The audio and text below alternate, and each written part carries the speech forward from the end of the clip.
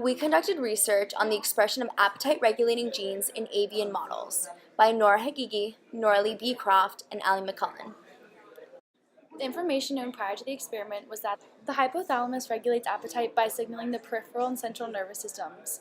The most involved areas associated with appetite in the hypothalamus are the lateral hypothalamus, known as the LHA, paraventricular nucleus, known as the PVN, ventromedial hypothalamus, known as VMH, dorsomedial nucleus, known as DMN, and the arcuate nucleus, known as the ARC. The main area involved in energy usage is the hypothalamic melanocortin system and the ARC. The corticotropin releasing factor is one of the most abundant neuropeptides associated with genes involving anorexia in the chicken. Although genomes in relation to the hypothalamus have been studied extensively, there has not been much research on patterns of appetite.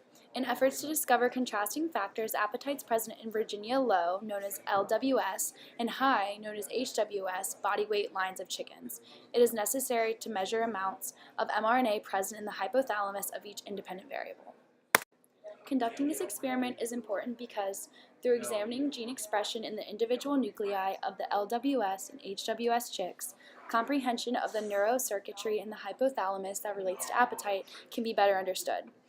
We can also gain further knowledge of the differences between LWS and HWS chicks as far as appetite regulation, which we did through measuring mRNA expression profiles of appetite-related components in individual nuclei, comprised of the ARC, DMN, LHA, PVN, and VMH, during both times where the chicks were both fed and fasted.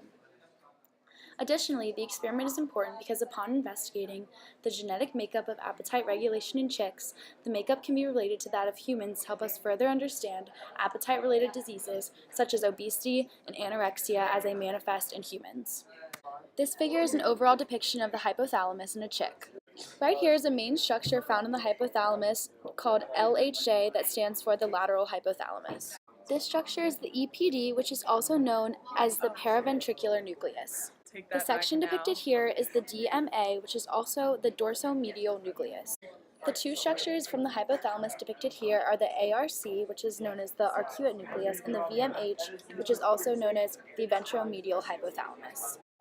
The chickens used in this experiment are from lines that have been long-term selected for low and high body weight. The original chicken population was comprised of crosses of 7 inbred lines. Upon chicks being hatched, they were group caged for 1 day and then transferred to their own cages, and all were provided with a MASH diet. 5 days post-hatching, chicks were divided into 4 groups at random. The groups included LWS fed, LWS fasted, HWS fed, and HWS fasted. Chicks were then given anesthetics through cardiopuncture and were then perfused through the carotid artery with RNA stabilizing buffer. After perfusion, coronal sections were collected in a chirostat. However, only punches that were confirmed for location accuracy were used for total RNA isolation. After this entire process, mRNA prevalence was measured in appetite-associated areas. Table 1 shows the primers used for real-time polymerase chain reaction, whereas Table 2 shows the mRNA prevalence in the DMN. After conducting the experiment, we came up with some interesting results. Neuropeptide Y presence in the DMN was more prevalent in LWS versus HWS chicks. The impact of MC3R was heightened by fasting in LWS. However, the same results were not present in HWS. Instead of the chickens who were fed, the chickens who fasted CFOS was more abundant, and the expression of NPY receptor subtype Y was more abundant in the fasting state in the LHA. The chickens that underwent fasting expressed mesotocin receptors in the LWS and HWS. However, not as much in the LWS that was fed. NPY receptors in orexin presented themselves heavily in the LHA of the LWS instead of the HWS.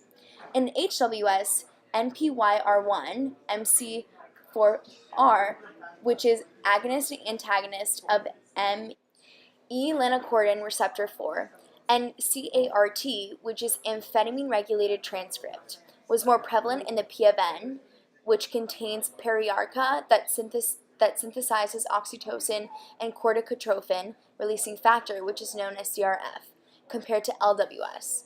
In LWS, NPYR5 and mesotocin MT was greater here than in the HWS. When the chickens who were fed and the chickens who fasted were compared, NPYR5 and ghrelin mRNA was found in higher quantities.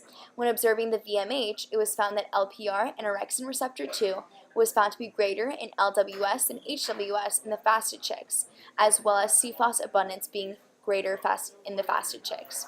In the chicks that were fed, NPY2 mRNA presented itself more in the ARC.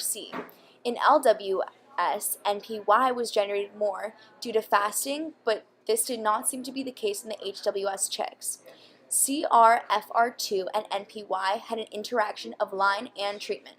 Fasting appeared to have a great effect on expression of CRFR2 in HWS chicks instead of LWS chicks in the ALC. In the ARC, NPY was found in high quantities from fasting in LWS versus HWS chicks. Due to the p-values being less than 0.05, all of these results were found statistically significant when analyzed by ANOVA. Here we have our breakdown of the mRNA abundances in the hypothalamus. Performing this experiment with chicks only 5 days of age was vital because some LWS chicks die soon after the absorption of the yolk sac. This is where severe anorexia can only truly be researched at this age. Examining the results of this experiment is hard due to the baseline amount and expression patterns of appetite-associated factors within the brain being unknown. Another difficulty we ran into is that the regulation of appetite is complex with the copious amounts of pathways involved in appetite regulation at the same time. Therefore, it was difficult to pinpoint exactly which regions played a vital role in the appetite regulation process. The results we found in this experiment give vital information about the regulation in perikarya, which is essentially the cell body of the neuron that contains a nucleus, which contains mRNA. These results are also specific to the location of where the mRNA is within the neuron. Usually, the site of the neuropeptides and where they are released are far from one another. The VMH is the main center in the hypothalamus for activities taking place in the neuron associated with appetite. Neuropeptide Y is one of the most examined neuropeptides in relation to appetite due to its high presence in the cell across various species. The ARC is highly studied due to it being one of the most commonly understood structures involved in appetite regulation. The reason NPY is important to this study is due to the original report stating that LWS is non-responsive to food intake when NPY is present. Overall, the LWS chicks demonstrated a high concentration of ORXR2 present in the VMH, orexin in the LHA, MT in the PVN, and greatest abundance of NPY was found in the ARC and the DMN. All of these things lead us to believe the NPY signals are present in the LWS chicks, but due to the presence of the anorexigenic nature, the NPY was overshadowed. Due to the higher amounts of MC3R in the nucleus and AGRP in the ARC, illustrates the melanocortin signals in the LWS chicks is of more significance than in HWS chicks, which can also play a role in the physical makeup of the anorexic chicks. The chicks who were fasting demonstrated few differences in higher concentrations in the DMN, MC3R, and ARC NPY in LWS chicks, but this was not the same scenario in HWS chicks. Uncontrollable feeding activities in obese chicks can be conducive to increased amount of CART in the PVN of HWS versus LWS chicks. Also, elements that appear between the lines can be associated in neural pathways involved in appetite regulation, including NPY, melanocortin, orexin, and mesotocin transmittance. Overall, these neural pathways can be a factor in anorexia present in LWS chicks, as well as give us insight into how total mass of fat of an animal can contribute to the overall contrasting appetites in the chicks. The following tables and figures show the results of the experiment and helped us further understand the extent of our finding. Tables 3 and 4 show the mRNA prevalence in the LHA and the PVN. Tables 5 and 6 show the mRNA prevalence in the VMH and the ARC. Figure 1 depicts LWS and HWS and their respective abundances in the hypothalamus. Based on the research we did, we had a few critiques, and we would like to know more about the environment in which the chickens who hatched the chicks were raised in. Also, we would like to know why or how this is applicable or translational to humans, if at all. We also would like to increase background knowledge on the importance of the structures in the hypothalamus that are discussed and why they play such a vital role in appetite.